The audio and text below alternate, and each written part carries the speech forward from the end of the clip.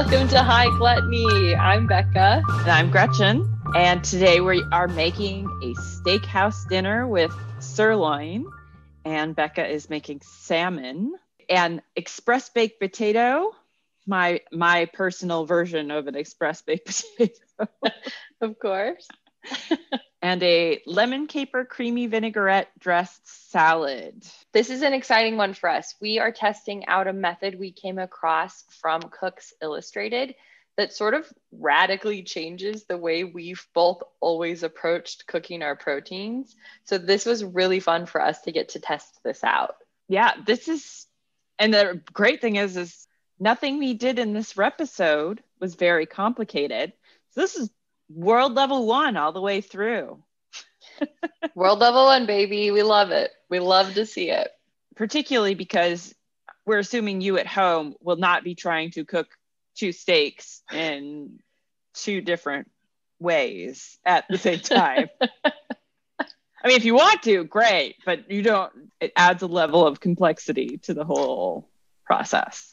So pretty simple, like Gretchen said, which means this is a fun, relaxing episode. Settle in, grab your cannabis, grab your drink, get ready to learn something new, and join us as we journey through our steakhouse style searing comparison. You can find our recipe and notes at highgluttony.com. The original recipe, unfortunately, would only be available to people with Cooks Illustrated memberships. Sorry. What happened? I'd made a little cat toy of some fresh catnip. Like I braided the stalks together to see what would happen. Because Kenzie, I put like a whole plant outside and she's been playing with it. So I was like, well, what if I like try to make a toy out of it? And so but it's just one big long braid right now. That's all I've done. I gave it to Aria to eat the leaves off of. And she just like put her claws into it and then like threw the whole like big thing of catnip in the air and then went, ah! I think she was surprised by it coming back down. Yeah. She was surprised at it coming at her. I don't think she intended to bring it towards her.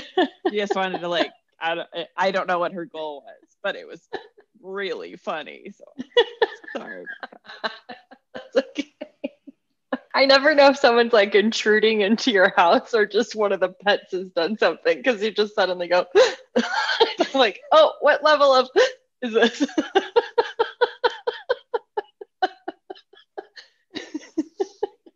Pet. That's what we had today. I was just trying not to like, I was like, can I keep going? No, I can't. It's too funny. Her face is too funny. Okay. So you were saying the actual searing comparison recipe is only available in Cooks Illustrated, sadly. Correct. It is behind a paywall. Frankly, their recipes are so good, I think it's worth it. But that's just me. And you get to listen to this, which means you get to hear all of the steps. So you kinda don't need the recipe. But I can't really say that. You have to pay for it. We are sort of giving away the whole trick for free, but that's okay. You can't own cooking methods. Sorry. And we are giving them credit, so I don't think it's a problem. Anyway. We'll find out. We'll find out for sure. If it's a problem, they will let us know. They will let us know. So we'll be sharing as much as we can at highgluttony.com. You'll be fine. We'll write it out. We'll write out some paragraphs. Writing paragraphs. You can find our recipes and notes at highgluttony.com and be sure to follow, like, and subscribe and tell a friend or two about us. And thank you for joining us, Gluttoniers. Let's get to it. Let's get to it. Becca, did I just see you take a tincture over there? You did. We learned so much about it a couple of weeks ago that I like immediately went out and bought some. This is called CBD oil. It's full spectrum. It's from something called Trace Minerals Company. It's just a little dark little tincture bottle, little squeezer. What do you call it? Dropper. It's a dropper. Dropper. Thank you. Dropper. You put it under your tongue, which we learned is sublingual, and let it sit for about 90 seconds and then go about your business. And I've been really enjoying it. I recommend trying it again, revisiting your CBD experience, Gretchen. Where'd you get it? I got it at a place called Natural Grocers. Oh, okay. But it's hemp, so it's I should be able to find it. available most places. Yeah. Excellent. I know. So I'm excited. I think it is a pretty effective pretty quickly. I've been trying to just incorporate it when I've been consuming a lot more flour. Speaking of, what are you smoking? I am smoking 805 sour, which I really like these. These are little pre-rolled joints from Pacific Stone, which I just realized. I thought that was a weird name for a pot company, but I've just realized what it's supposed to mean. Well, just reading it, because it's just not stoned. It's Right. Stone. It just didn't click. So I really like these. The THC percentage is 17%, 17.2, which seems to be a good level of THC for me, because this is one of the few that I've gotten that really doesn't, at least for a couple seconds, send me way over the top. So it's a good amount. I'm kind of a lightweight for being such a rabid smoker. But I'll blame my dad's genetics on that, because he's the one that has some issues. Because you also have a low alcohol tolerance too. I do. The liver thing, the alcohol thing is partially genetics, but partially medication based. That's artificially decreased. I'm sure I wouldn't be much of a drinker without it, but I'd at least be able to not have a hangover after 2 drinks. 2 drink Gretchen. That's what we call you. Yeah. So I'm smoking the last OG. That's why I took the CBD oil, because I had been smoking, and I've been trying to do that when I've been consuming a lot more cannabis, or THC in particular. And it has 26% THC. And then it is caryophyllene, limonene, and myrcene in that order of like terpene dominance. It's fun. I'm liking it. Pretty high THC there. So we'll see how it goes today. Well, you've got your balancing CBD. Hopefully it'll all be good. I'm ready to start drinking though. I know you. Yeah, that'll help too. Yeah. Because it's Saturday, everybody, and that's a 2-drink day for Gretchen. Got to meet that minimum. Pretty much the only day of the week that I actually drink alcohol, unless I have like a really shitty day for some reason. So we're drinking bourbon, and we're mixing that with a blood orange San Pellegrino and a little mint. So I'm tearing some mint off my stem here and putting it into the glass with some ice. Are you going to muddle it? I realized that that's probably what I should have done. I already poured my bourbon in, so I can't do it either. Well, then fuck it. Okay. It says we have to. Right. The bourbon I'm using today is called High West Whiskey American Prairie Bourbon. So every word you could imagine to associate with bourbon or whiskey is thrown into this title. So somebody was like, fuck it, we're just going to put them all in there. American Prairie Whiskey. Yes, yes. What? High. Yes, Hi, West. Yes, yes. Yes.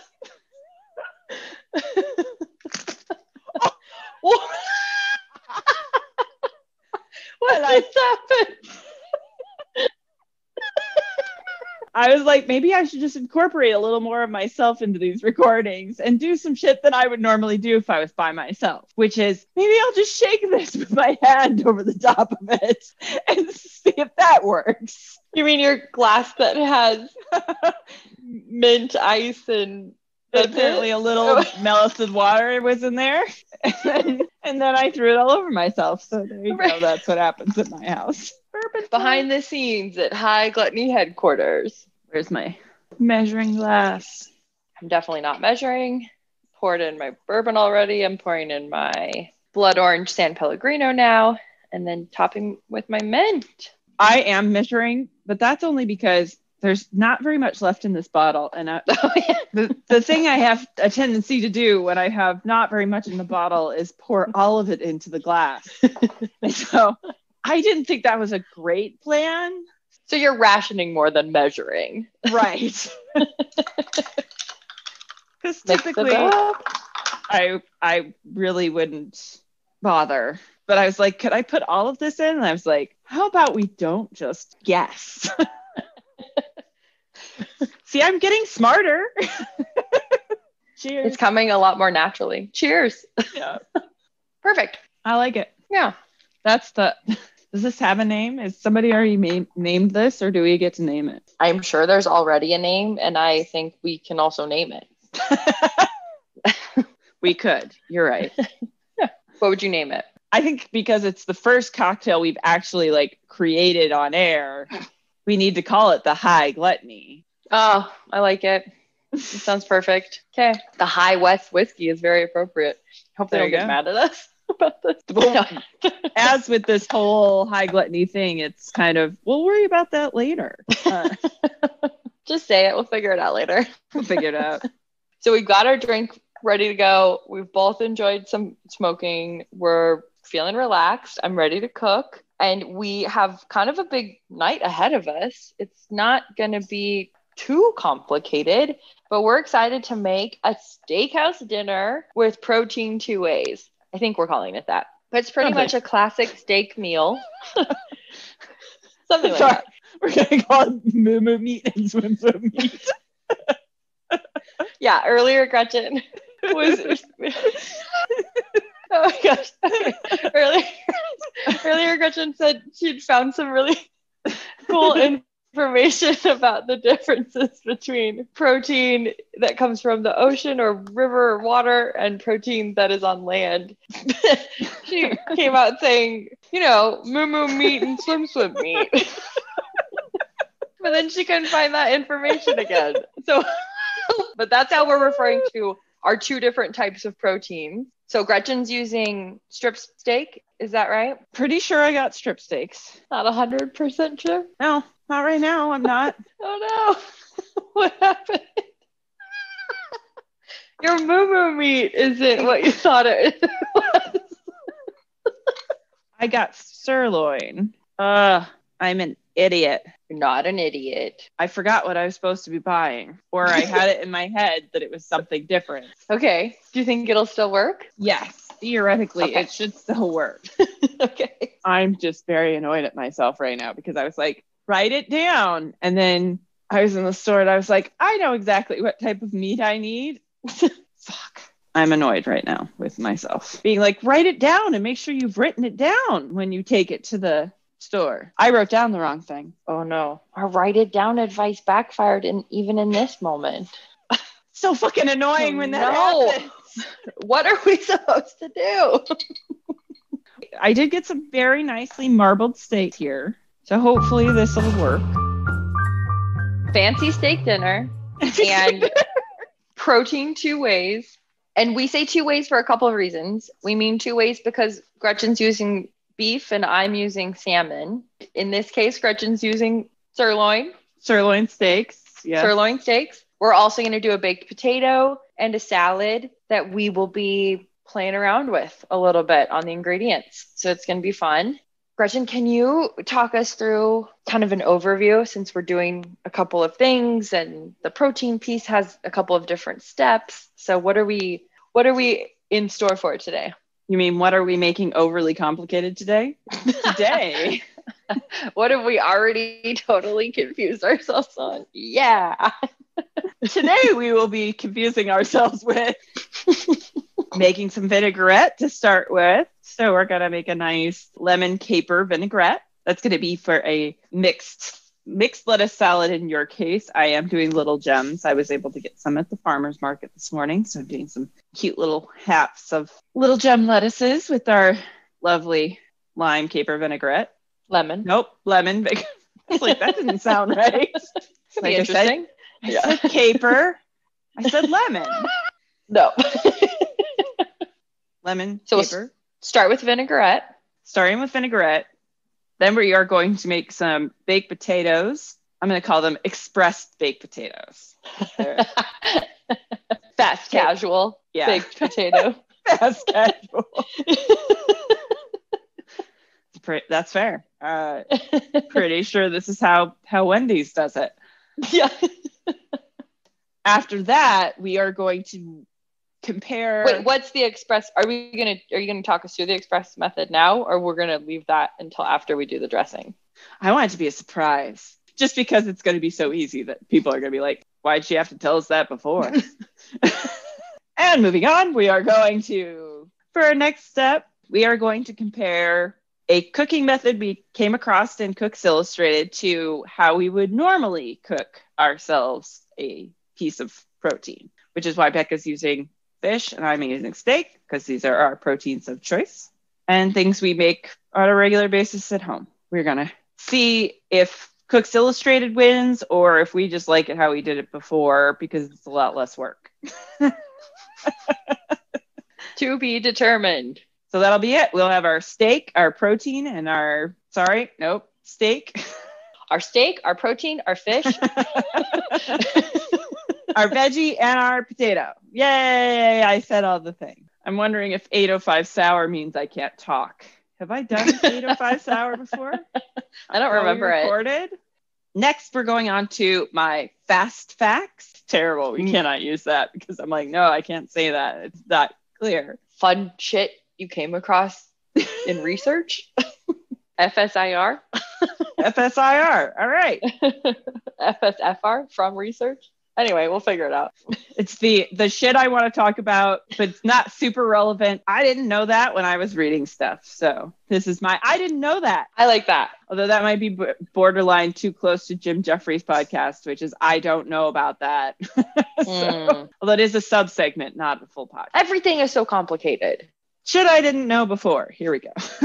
The word meat actually first appeared in the Oxford English Dictionary in the year 900. At the time, it was really just a term for any solid food, anything. As long as it wasn't liquid, it was meat. Fish. Yep, meat. Wow. Okay. Crab. Meat. Wow. Lamb. Well, that makes sense. Chicken. Yep, meat. Veggies. Meat. Oh, bread. Everything that wasn't meat. Liquid. Everything that wasn't liquid. It was like literally just another term for food. Bread. Wow. Okay. See? Mind-blowing facts. Shit we all know now. Shit we all know now. This one in particular was when I was like, I think we need to eat a little less meat. The USA is 1/15 of the world's population, but we eat 1/3 of the meat consumed on the fucking planet. 1/3. 1/3.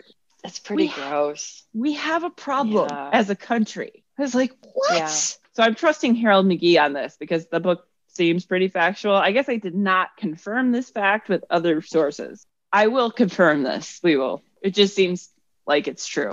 Even if those like exact percentages or whatever that is, even if those aren't true, the point is Americans consume a lot more meat than we should, and probably collectively, given all the other things we know about what it takes to produce any sort of beef or like land protein, it's probably not a good idea to keep doing it the way we have been. That doesn't mean like full pendulum swing the other way, everybody stops eating all meat. Right. But, you had said like it just scale back. We got to figure something else out. That's such a crazy proportion to think about. 1/3 of the world's. Then he did continue on to, and I was like, is Harold McGee pushing the vegetarian agenda?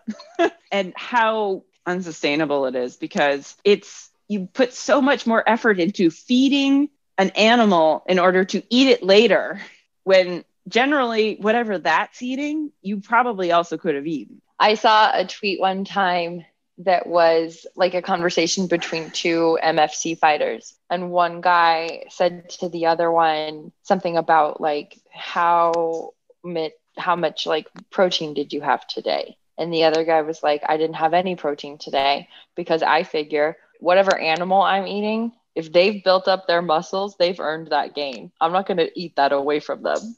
And the other guy, like from that day, stopped eating meat. That animal has worked for its muscles, so I'm not going to take them away from them. Which I thought was such an interesting way to think about it. But, whatever works. Yeah, I guess whatever your reasoning is, you could have whatever reason you want. That one blows my mind a little bit. I'm like, no, I can't even process what you just said to me, because no. Also, as we head to a climate that keeps getting more and more heated, there's so much water usage in cattle production. That's a shocking differential, though. 1/15 of the population of the world and 1/3 of the consumption. Oh my fucking Jesus God. Wow. We're doing a comparative protein cooking experiment today. That's the main purpose of this. But we figured we really haven't done kind of a full meal sort of recording before. So we wanted to do one of those. We did an experimental one a long time ago. It was too much. We went too hard. So I feel like we didn't talk to each other for a couple of days because we were just both so exhausted from the recording. We were like, I can't even think about it. I mean, you might have felt that way, but I'm pretty sure that's not true. Yeah, it's rare that more than 12 hours go by. So. I feel like that can't possibly be true. I know. But we wanted to do this meat searing comparison. I think when we both saw it around the same time and we're like, this is very interesting. What would this look like? It's very counter to what we've always understood as what we're doing with our proteins. What's the traditional method that people have typically used for cooking proteins? And in particular, I think for the most part, we're going to kind of talk about beef just because that's a little bit more of the focus tonight. We said steakhouse dinner, not fish house dinner. So my salmon, I'm going to try to mirror the method as much as possible, but I think we're really going to make the sirloin and the steak the kind of highlight today. Well, here's how I think about it and why I'm calling it steakhouse dinner is pretty much every steakhouse does a good salmon because you always got me. There's always somebody that is coming with somebody probably that eats meat that doesn't want as much meat. They always do good. They always have a really solid salmon dish. So that's why I was saying steakhouse dinner. That's a really good point. I include steak. I really do kind of, although tuna is definitely more steaky than salmon. But to me, something like a salmon is a bit like a steak. The cooking is similar enough, but yeah. So I think we'll probably mostly though be focusing on what the comparison means for your beef. Exactly. Mostly because that was the actual protein that was the article. Yeah. Yeah. So that's the main reason why that we're going to focus a bit more on that. What's the traditional method that we have often associated with cooking steak? Heat up your pan first, get it really hot, put maybe some oil in there, although it depends on the type of pan you're using, obviously, because with cast iron or something like that, I typically don't use a lot of oil because one of the main things that they brought up in this article is that the splatter is going to be much less. It's I wish I had some sort of heat-proof barrier I could put on. So we're going to use a hot pan with oil, and their methodology is using a cold pan, no oil, and it's got to be a non-stick pan so that you don't need oil. And then flipping it every 2 minutes until it's brown. For how long? It says, pat steaks dry with paper towels and sprinkle both sides with pepper. Place steaks 1 inch apart in a cold 12-inch non-stick skillet. I'm using a slightly bigger pan because, in addition to doing this cooking experiment, I also have a meat comparison experiment where I bought some meat from my favorite meat vendor at the farmer's market, and I got some meat from my local small grocery store, so I'm going to compare the cut because I can't fucking make up my mind. Because Gretchen has to have an experiment for every step of the process. Yep, every Bad Gretchen is. Yeah. Place steaks 1 inch apart in a cold 12-inch non-stick skillet. Place skillet over high heat and cook steaks for 2 minutes. Flip steaks and cook on the second side for 2 minutes. Neither side of the steaks will be brown at this point. Flick those steaks. Flick them. Flip the steaks. Fuck. Flip. We're gonna have to do it. We're going to have to flick them we can flip them. Flip the steaks, reduce heat to medium, and continue to cook, flipping the steaks every 2 minutes until browned. And meat registers 120 to 125 degrees. Damn it, I put my thermometer away because I didn't think I was going to need it. I don't know why I thought that. Well, that's for medium rare. 4 to 10 minutes longer. So 4 minutes. Jesus Christ. Seems very fast. Steak should be sizzling gently. If not, increase the heat slightly. Reduce heat if the skillet starts to smoke. Transfer steaks to carving board and let rest for 5 minutes. Slice steaks and season with coarse or flake sea salt to taste and serve. Wait, I'm sorry. How many times do you flip it? Every 2 minutes. For how long again? 4 to 10. 4 to 10 minutes, probably depending on the thickness. Yes. Okay. So cold pan, then you put your meat in, and then you turn the heat up to high. Yep. And put the pan on. Put the pan on and flip it every 2 minutes until cooked through to the desired temperature. Okay. Versus what you'd already said, which is pan is already hot, already oiled or buttered, whatever your preference is there. And then you put it on and sear it on one side for a long time, or not like a long time, but longer than 2 minutes probably. Right. And then flip it once. Cook the other side, both methods then rest. This is fun. Okay, this is exciting. Oh my gosh. I'm going to talk us through really briefly what we've already done, and then Gretchen's going to get going with guiding us pretty much through the rest of the episode. But again, starting with making that salad dressing. So we have already preheated our oven to 400 degrees. We have salted our protein. I know we've talked about this before, but this is to pull out moisture and to add flavor, right, Gretchen? Correct. And you salted your protein last night. No, I did this morning. Oh, okay. You did yours this morning. Yeah. And I did mine like about 2-3 hours ago now. Then we have both washed and dried our russet potatoes, and our salad ingredients are ready to grow. Aw, little vegetables growing. Okay. Our salad ingredients are ready to go. Gretchen will walk us through how to make the dressing, and I'm going to read real quick the ingredients that we're using, which are 2 tablespoons of lemon juice, 2 tablespoons of shallot. I'm using white onion, but that has been soaking in lemon juice for a little while. That's minced. 1 tablespoon of capers, lightly chopped. 1 tablespoon of Dijon mustard, and we're both using spicy brown mustard because we have a mind connect and we always want to do the same things randomly. And then the last thing is 1/2 cup of extra virgin olive oil. Lemon caper salad dressing. Gretchen, what's our first step here? So we're going to mix together our lemon juice, shallot, and capers with our Dijon mustard. And then we're going to slowly drizzle in our 1/2 cup of extra virgin olive oil so we can work that emulsion together. And hopefully this will just take a few minutes. And this is a real loose emulsion. This isn't like tume or aioli or anything. So it's informal. Right. We weren't dedicating a whole episode to it. So the way we did with those things. No, maybe a couple minutes. Any salt and pepper? Oh yeah, that'd probably be a good idea. To taste. Yes. Although since you've got capers in there, probably you could not too much salt. Yeah, not as much salt.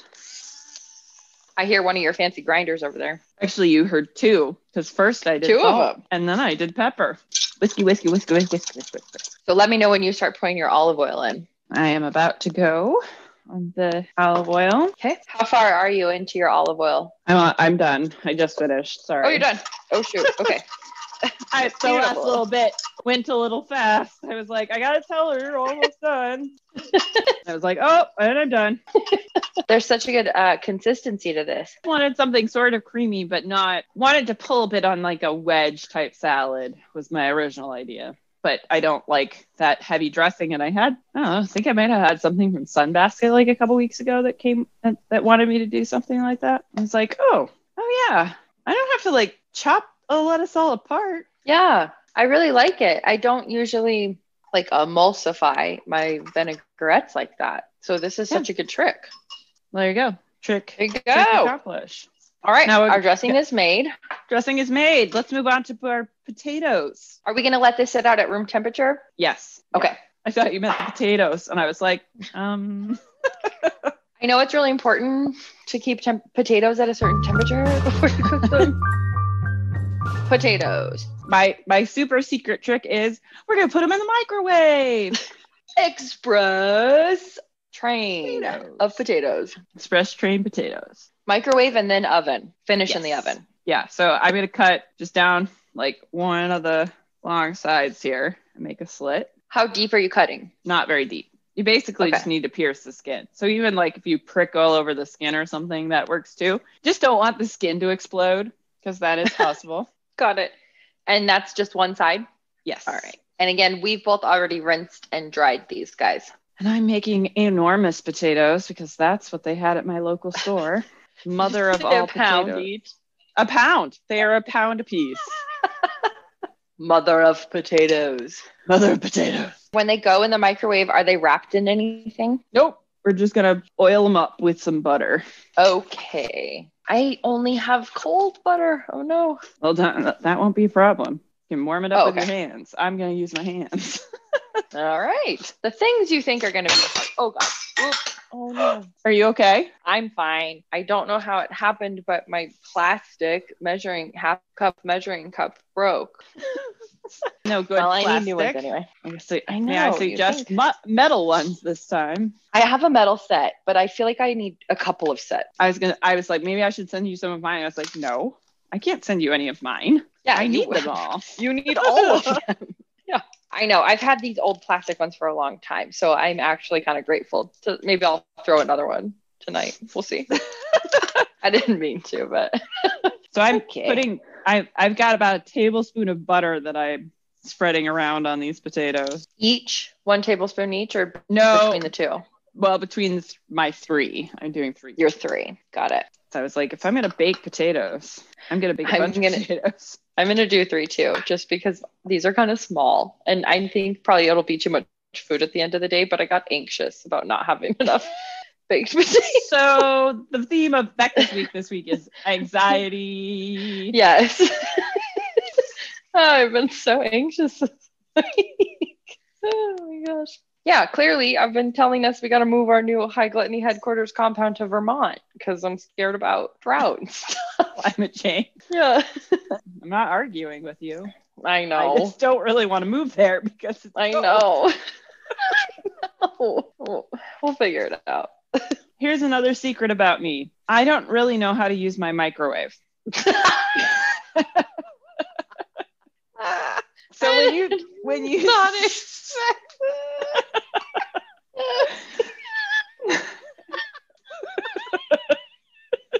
Oh my gosh. I do not feel so bad about not knowing how to use a food processor now. Okay, keep going. Because like when people like do recipes for the microwave, they're like, do this on this like high heat, low heat. I don't know how to do any of that with my microwave. So I just cook everything on whatever setting is the default. So probably high. Probably high, yeah. But so far it's not been the worst thing ever. So I'm gonna cook my potatoes in my microwave for 8 minutes. Okay. These are enormous potatoes. So they may take longer. I don't know if I'll do them longer in the microwave or longer in the oven. I probably will do them longer in the oven because that would be my preference. Got it. But I'm just too lazy to wait do baked potatoes in the oven. These fuckers would cook for like 2 hours. Totally. Do you typically put them all in at the same time? Yep. And do you put like parchment under them or anything? Just a microwave safe plate. Okay. So should I do 8 minutes for these ones that are smaller too, or should I start at a lower amount of time? I think 8 minutes is probably fine. Okay. It seems to be that amount of time will take them to a good temperature. Okay. Oh, that's you. I was like, why is my microwave beeping? Me. I'm actually also going to start my pan for my high heat searing. Okay. But I am going to just put it on like a medium low temperature since I'm not going to start right away. I'm also going to really regret doing all this hot shit in here. Yeah. It's a warm today. And of course I was like, I'm not going to use air conditioning because if it's under 95, I can usually coast like through not using the air. And because I like being hot. So like I'm usually fine until about 95 and it's only supposed to be 90 here today, but I've got everything shut up for the sound. 95. Oh, that's hot. No wonder you don't want to live in Vermont. I told you.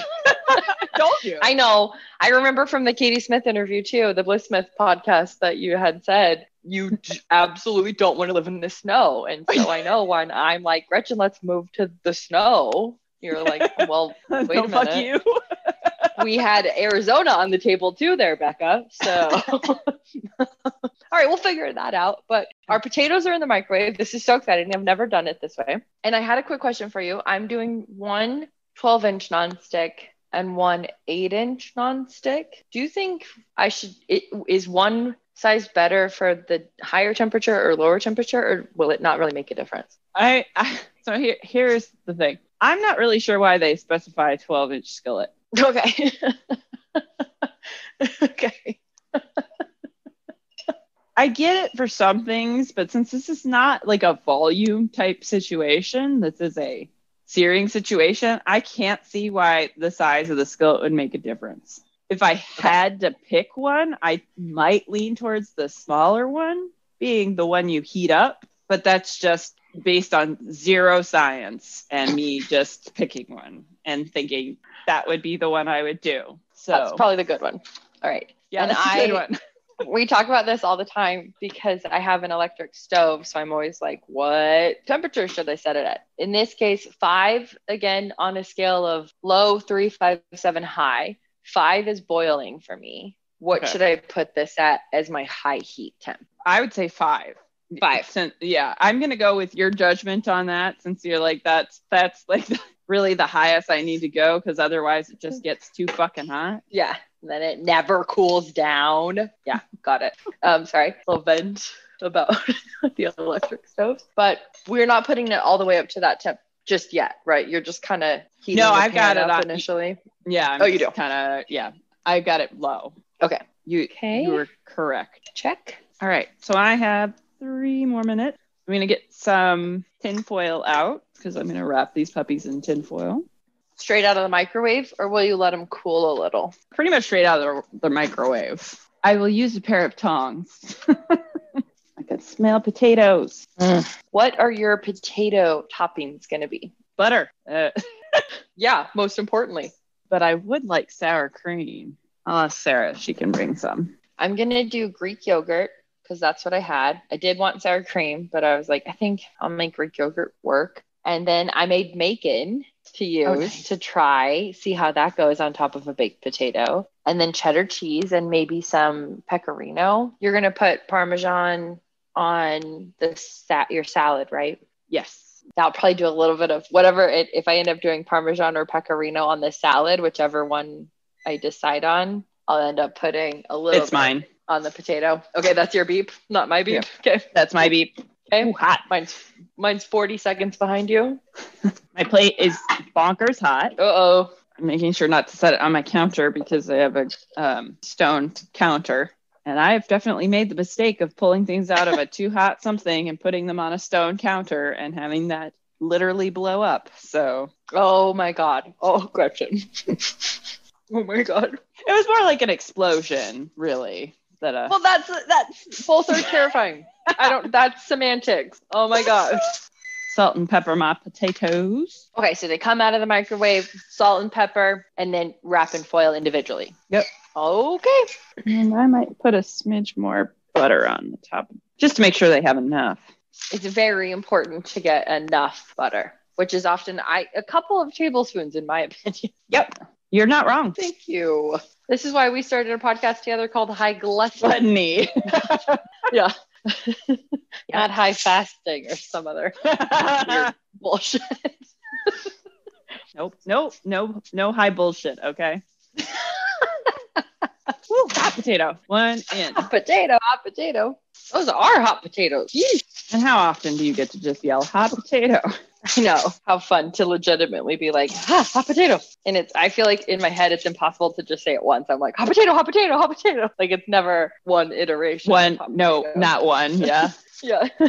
You have to say it 10 times. Yeah, at least. Is it true that the skin of the potato has the most nutrients? That is true. We've discussed that on this podcast.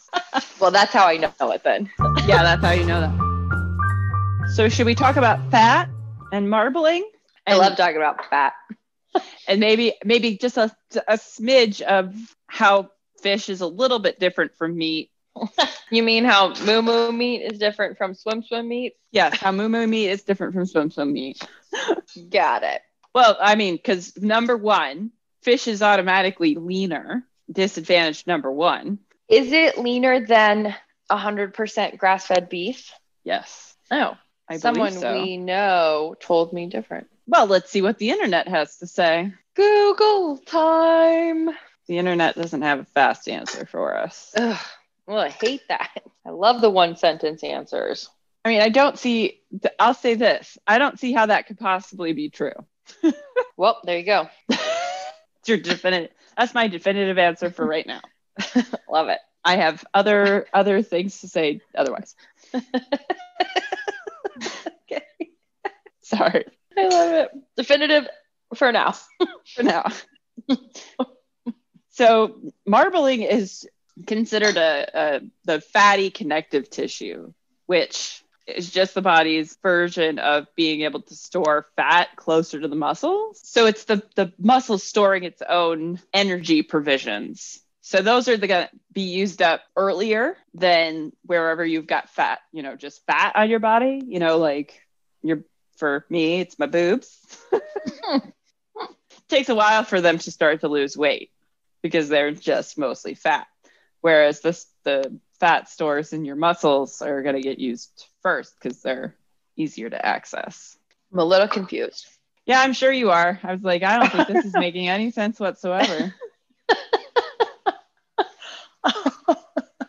Ask me some questions. Help me sort myself out. So when we say marbling, that's the fat amount that's in the meat, right? It's these fatty connective tissues. So it's kind of the veining. I don't love that word, but it's kind of like the white veining. Well, that's why we call it marbling. Right. Marbling. Yes. Beautiful. Let's put an Italian word on it. It's great. I don't know if that's an Italian word. I was just thinking of Italian marble. So what? And like the veins of the marble, Oh, okay. I thought that might be where that came from, but I was still like, what is happening? What is she saying?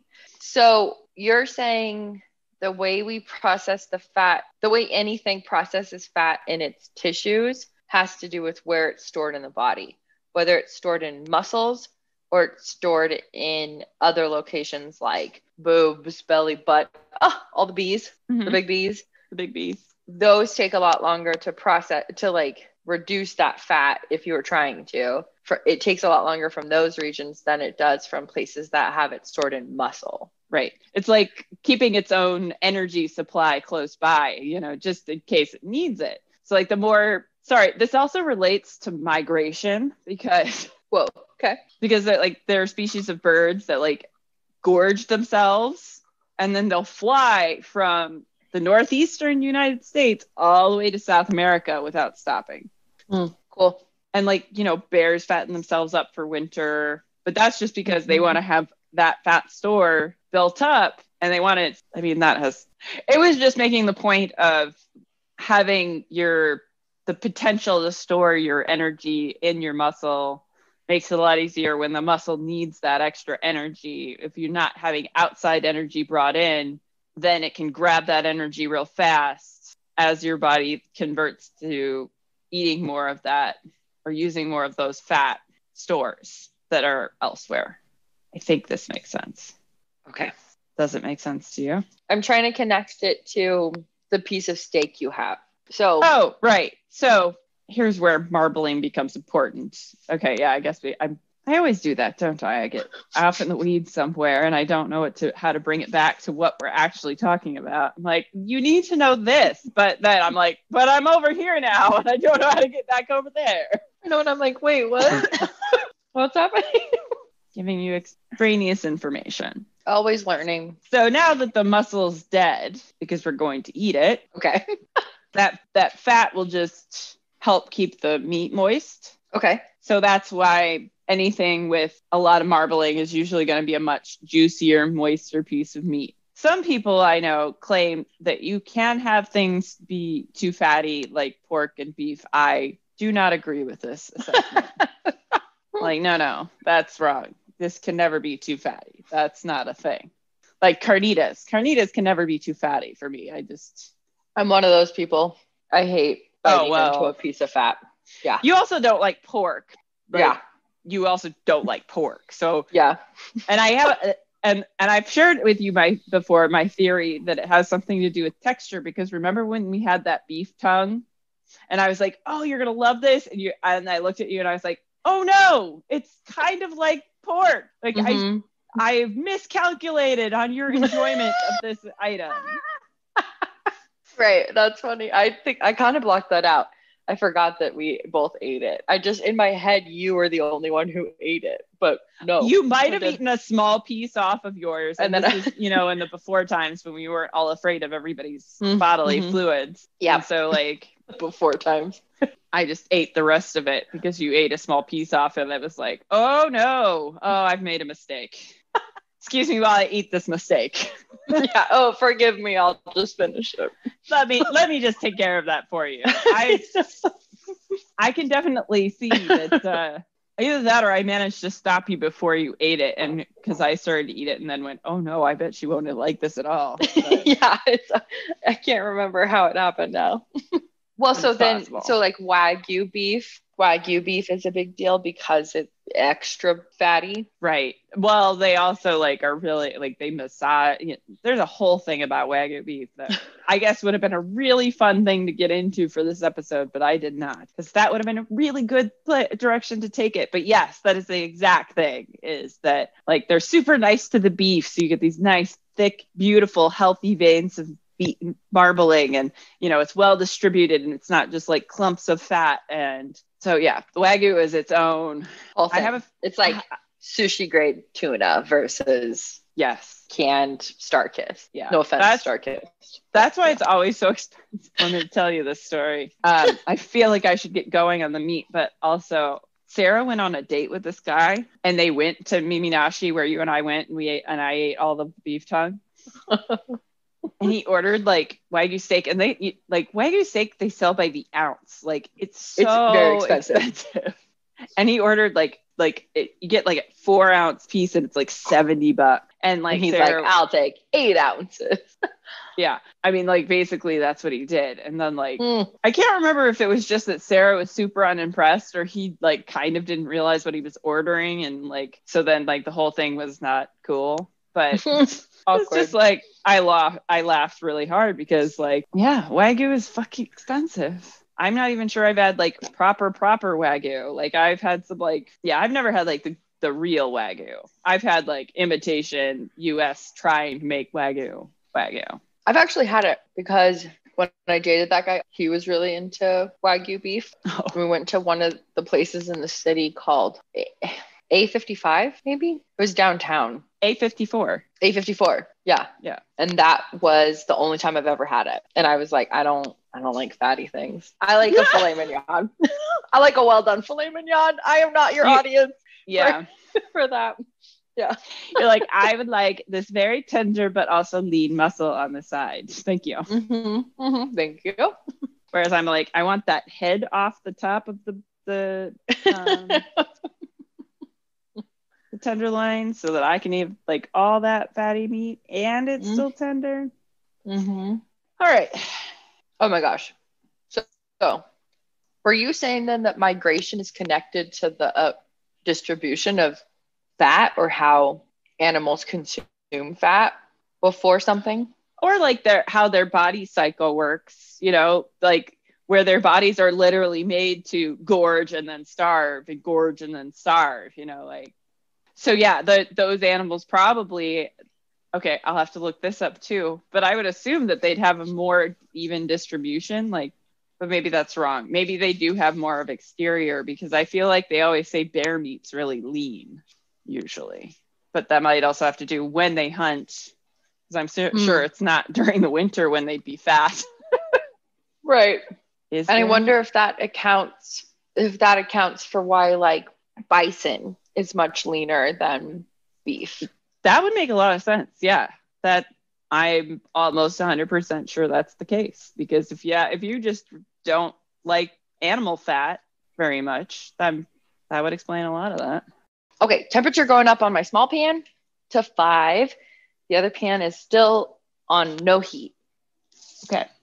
So I am turning mine up as well to 5, but I also have a low to 10 scale basically because it shows up to 9 on the numbers. Remind me, the high heat pan has the oil, right? Yes, this is correct. I'm gonna do the slightly thicker of my 2 steaks, or my 3 steaks in this pan, and I'm clearly going ahead now. Okay, you're going. I'm going. Which, in both pans? I'm starting my hot one first, since that's gonna take a little.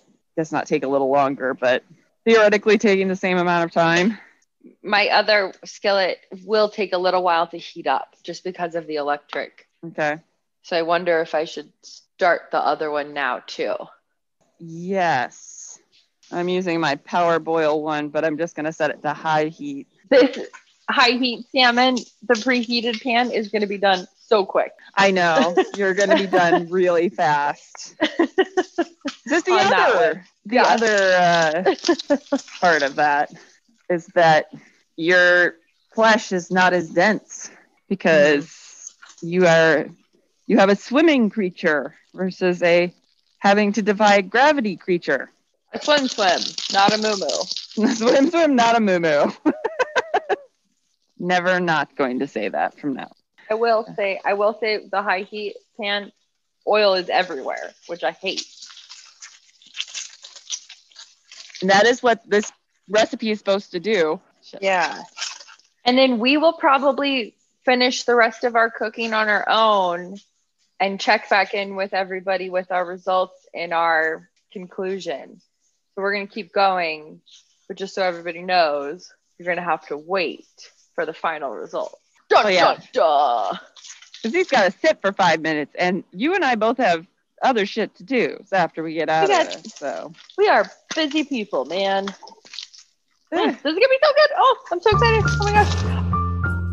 All right, Gluttoners, we made it to the end. We did a little bit of time traveling. Gretchen and I have both finished our steakhouse dinners.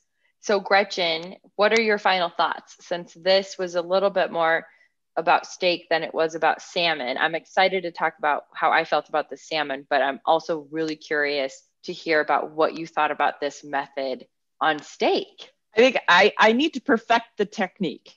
I think that I could do it better with practice, but the results are hard to argue with because the steak was amazing. I hear and our taste test comparison as far as the local store-bought meat and the vendor at the farmer's market might have preferred the store-bought meat slightly. Interesting. Yeah. Why? Well, I think the farmer's market stuff is grass-fed, so that might have some. It's a little bit different texture. Flavor. Mostly flavor. Whereas the stuff I get at the local stores, probably grain-fed. But both Sarah and I felt like the Browns Valley steak was a little bit better, and we did like the searing method. And I like that I didn't have to clean up the right side of my stove. So you liked the no heat flip every 2 minutes method. I wasn't jazzed on the flip every 2 minutes idea. I wasn't sure it was going to be worth the effort. Gotta say, it's worth the effort. For the time you spend standing over the steak, you save that time cleaning the stove, I think. Right? Seriously. Gonna have to practice to get the method down because I'd like to see a little bit more sear on my steak than I managed to get. And I probably could have seared it a little bit more at that time, but I was worried about texture, so I didn't want to push it. But yeah, I don't want to clean my stove anymore.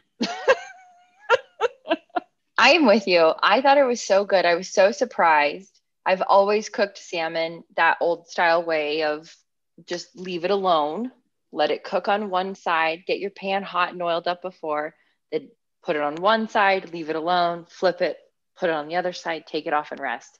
And I was shocked that it really turned out so well with the cold pan flip every 2 minutes, no oil. I don't know that I would have been able to tell such a difference if I hadn't tasted them side by side. And I realized the texture, the crispiness on the one that had the oil was very nice. It was really crisp. It was kind of what I had come to know. But as compared to the other one felt so delicate.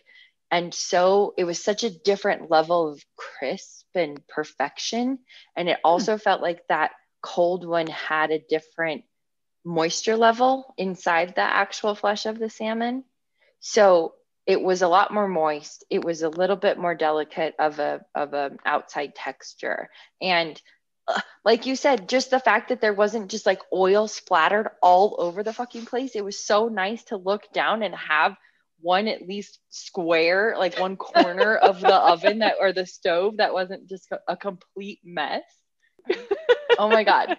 I will say I've been testing that with veggies to try out just no heat or no oil and just letting them release their own like liquid water first. And I did try it with cod. It did not work as well with cod. The cod started falling apart after probably like the third flip.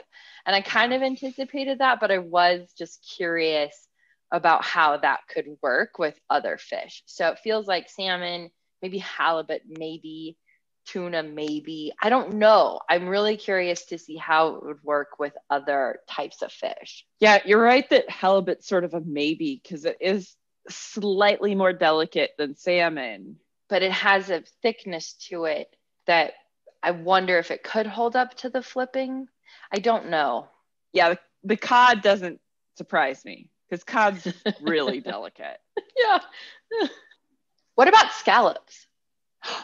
I would think it would work really well with scallops, actually.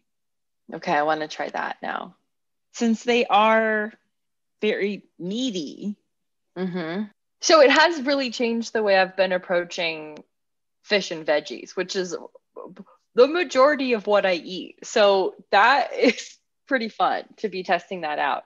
I also have had a G's Express baked potato like every other day for lunch since we recorded. I've been obsessed with it. They had such a nice texture. I love that. I always end up like basically mashing my baked potato with cheese and sour cream and stuff. And then I eat all the peel first and then just have the inside.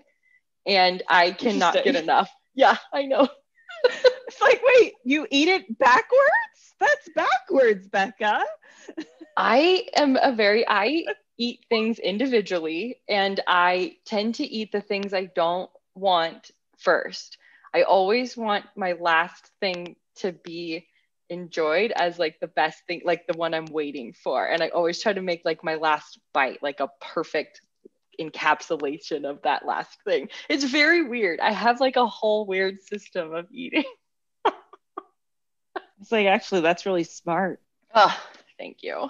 Thank you. Yeah, get those potato skins out of the way. You know you're getting your nutrients in, and then the rest is just cheese, potatoes, and fucking sour cream, basically. Like, it's just butter. It's all the dairies I can find in my fridge. Just go on it. I also forgot how good that vinaigrette was. And I forgot after we made it until I was editing the episode, and now I want to make a gallon of it. It was so good. I put it on everything. So I think this is gonna be how I'm gonna get myself to eat a fuck ton of salads this summer. It's very fun to eat the little gem lettuces dipped in it.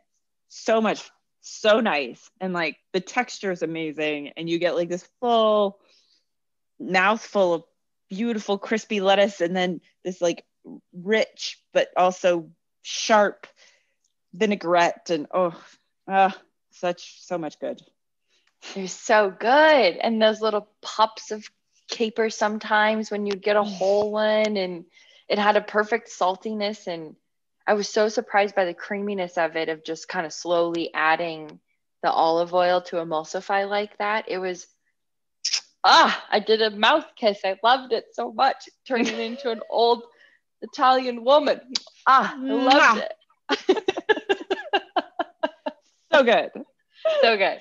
This was awesome. It was really awesome. I thought it came together really well. I enjoyed this whole meal, start to finish. Every piece of it I loved. It was so fun. Well, great. And world level one, so you could do it all the time. And I have with the potatoes, clearly in particular, and I keep testing it with the method on other fish and things. So this has become a part of me now. Have you had, what are your notes on cooking the veggies like that though? I think it's been really great. So I've been doing it a lot with squash, so kind of a heartier thing. And I have so much fucking squash, as you know. Right. So I was like, it's summer. God. So what I've been doing is like cold pan, put them on kind of small cubes, diced, whatever, not diced, little chunks, and then turn it up to about medium high for me. Add a little salt, and then kind of constantly stir it until some of the moistures come out. And then I turn it up a little bit more and add a little bit of oil for just a few more minutes, and then turn the heat off and just let it sit for a while. Nice. It's been delicious. They've come out like really nice texture, and you can still taste so much of the freshness of the vegetable quotes. So I try it. See, let me know what you think if you try it, because I'm curious about if it's just squash or something else. I'm going to be really annoying and also do squash, because I have squash that I need to eat right now. Of course. So I will be employing your method and trying it out. So more to come, Gluttoniers. More to come. As always, find us on Facebook, Instagram, YouTube, kinda ish. We've abandoned YouTube for the time being. We'll resurrect it when we're ready to do video. And we are still hoping to hear from you if you have thoughts or recipes you want us to try out, or if you have tested any of our methods, let us know at hightgluttony@hightgluttony.com. And thanks for joining us. Off we go, Gluttoniers.